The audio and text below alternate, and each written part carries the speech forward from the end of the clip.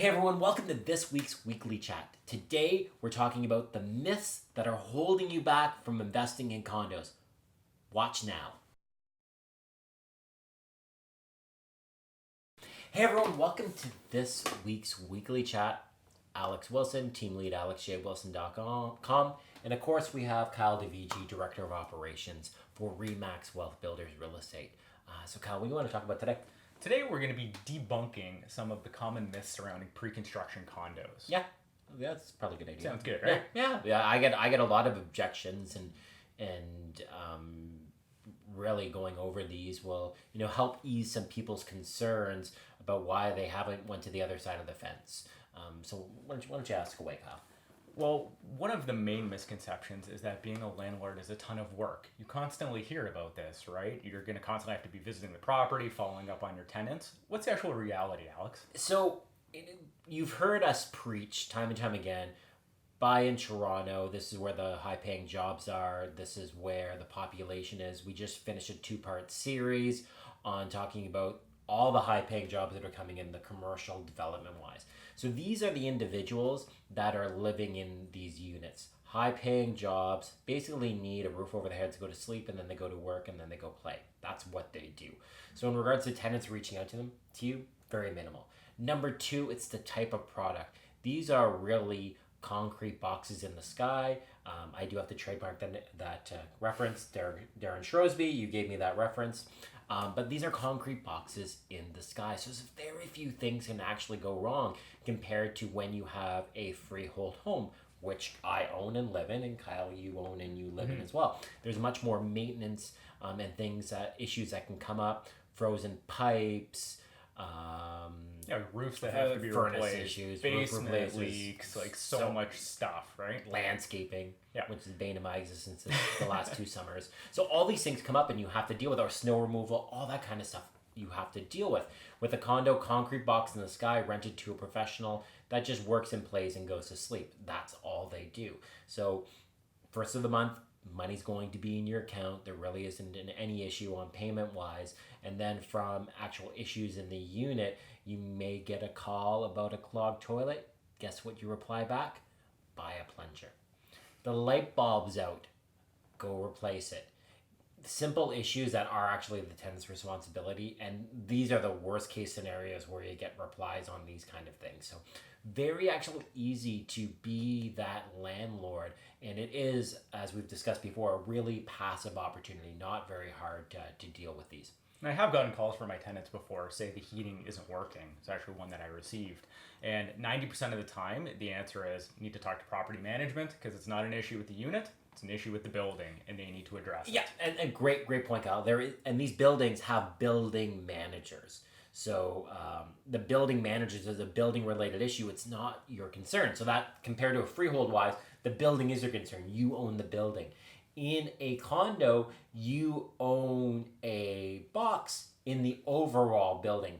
So anything outside of the walls of the box is the building's responsibility. It's not your responsibility. So you don't have to worry about all those extra concerns that you'd have with a freehold property. Majority of our investors are very busy professionals, and they don't have time to deal with building related issues. So this is where the passive investment really becomes valuable to them, specifically on the condo side. And I think for pre-construction condos, the ones that we advertise and market most of the time, there's even less involvement because you're getting an absolutely brand new unit. So time hasn't gone by, you don't have appliances that are wearing out. Plus there's the carry-on warranty as well. Yeah, I think that flows into a great segue to the next one in regards to rent control. Okay, so the other thing we get, people go, well, my costs are going to be increasing. I get a tenant in there. I'm not able to raise my rent because there is rent control. Correct and incorrect. So correct, there is rent control out there. But last November, so November 2018, just who don't know when you're going to watch this video. No, so November 2018, the current government removed rent control for any unit not rented out prior to November 18. That's a gray area. We just say any building that hasn't been completed prior, you haven't taken possession of prior 2018, is no longer subject to rent control. So what that means, anything new that you're buying will not have rent control attached to it, which means after 1 year you can raise the rent to whatever you want. Really, still subject to market forces, because if that's, say you're renting something for $2,000 per month and you raise it to $3,000 and the market says you should be getting 23 for it, you're not going to rent it for $3,000.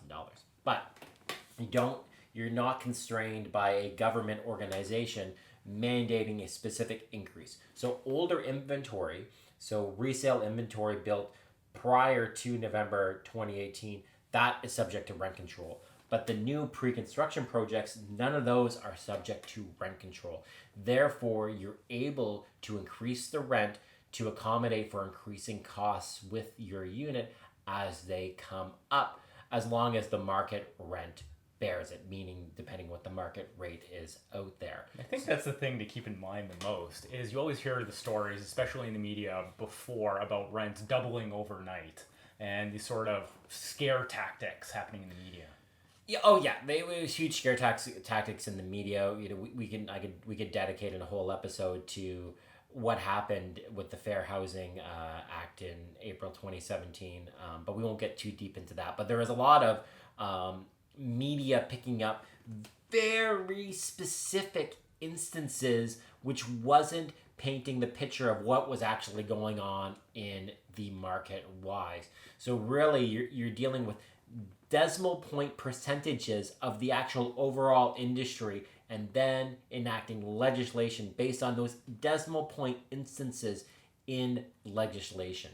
And coming back to it, it's the market rate that you can 100% market rate. Right? If it goes up or Exactly. down, we have no control over it. It's all depending on what's going on in the market. 100%. So, and when I bring that in, I thought it was common knowledge that people knew that there was no more rent control on new product, and I'm surprised time and time again when people are like, oh, there's no more rent control? So that's actually why it's in this myth section. No, there is no rent control on new product built after November 2018. There's the answer for you. And that's why condos-wise, all condos are new. Freehold houses, unless you're getting outside of the Toronto area, these are all older homes, so they would have had pre-existing, most likely if you're buying them, it's pre-existing rental units, so those would all still be subject to rent control. So there's value to when there's no stigma attached to the unit due to rent control. We'll call rent control a stigma. Why not? So you touched on already the people that you're likely going to be renting the condos to. Mm-hmm. So you always hear horror stories of tenants trashing places, not paying rent. So have you experienced this very much with your units or the clients that you dealt with?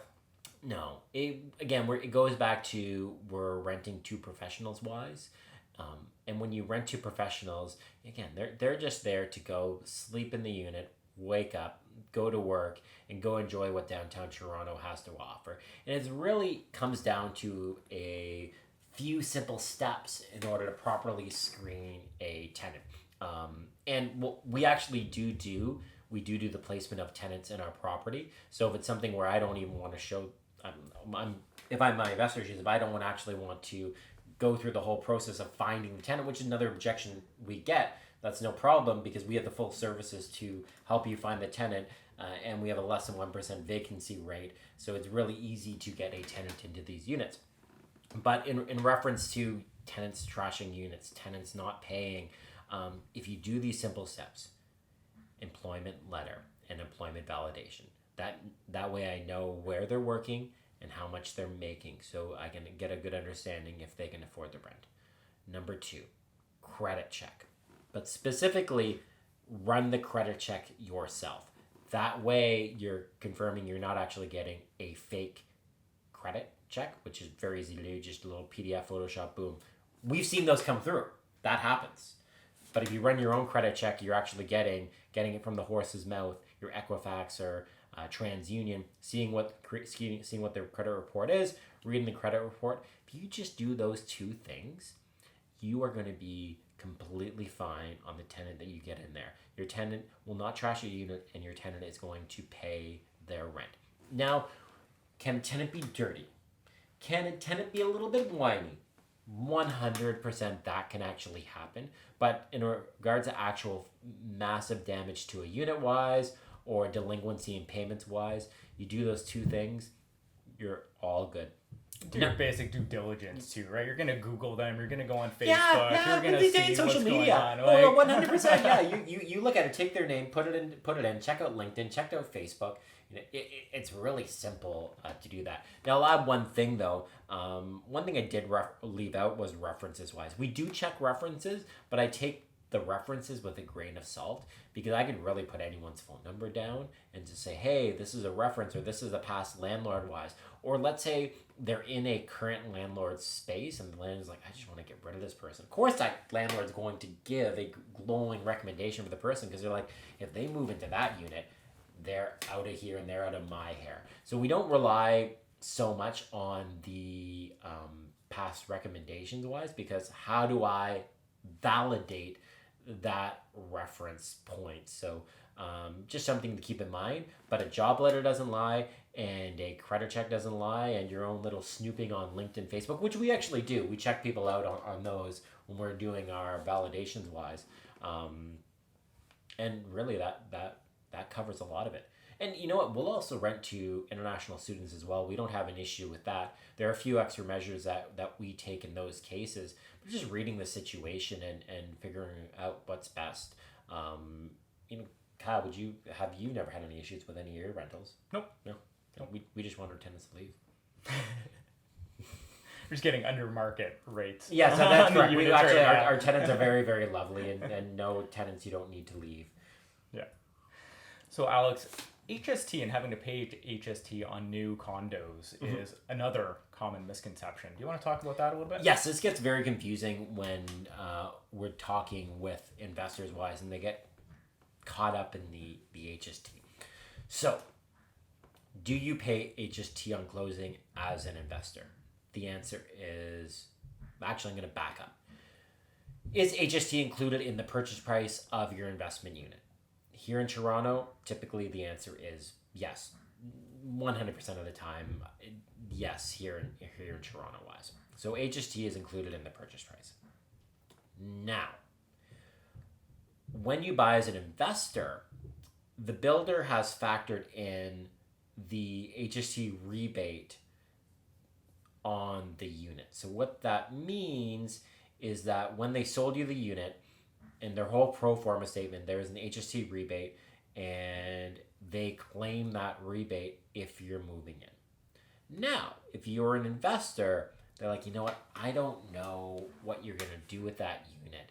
So I'm concerned that if you don't meet all the requirements required by the government to obtain the rebate, that then the government's going to call me back and they're going to claw back the actual HST rebate portion, and I'm going to be on the hook and I'm going to lose money. So I'm no longer going to claim that rebate.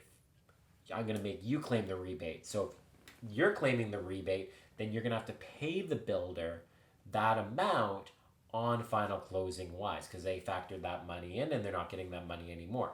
So on final closing, you do pay the HST rebate portion, which could be somewhere between $24,000 to $27,000.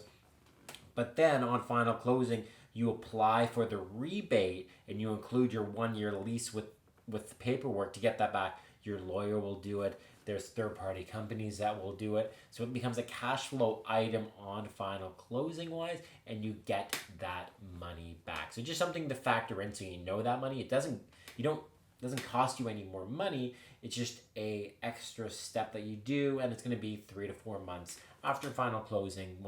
After you apply the rebate, that you're going to get that money back. And Kyle, you went through it.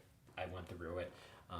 You get the money back. So yeah, it's an easy process. Your lawyer handles it. Not much to do on your end. and then you just wait. Yep. For a Canada Revenue Agency to send a check back. So that's where people get confused on. Oh, wait a second. Is HST included? Is it not included? It's kind of a convoluted situation, but you do get the money back. So HST is included in the purchase price. And a lot of people don't invest or become landlords because they're worried about the market crashing. Like, what do you say to those people then? You only lose money when you sell, so don't sell. Meaning never put yourself in a situation where you have to sell. So I have no crystal ball. Kyle has no crystal ball. We provide you with these videos.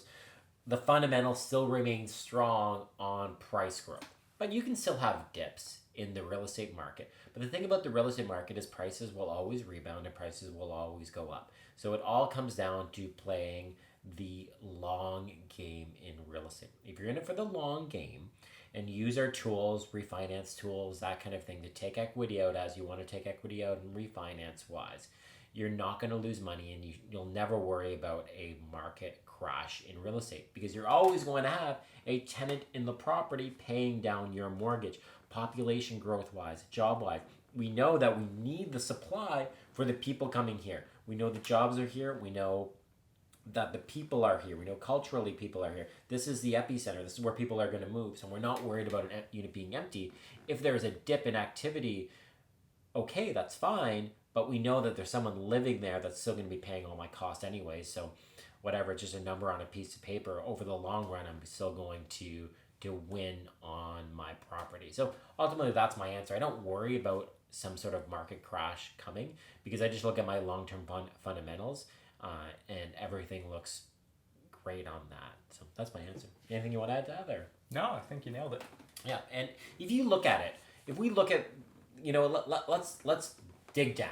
Let's go deep and look at real estate back in the day. So we look at real estate back in the day. Kyle's of Italian heritage. You also, if you look at the developers tend to either be Jewish or Italian. Do you want to know why that is?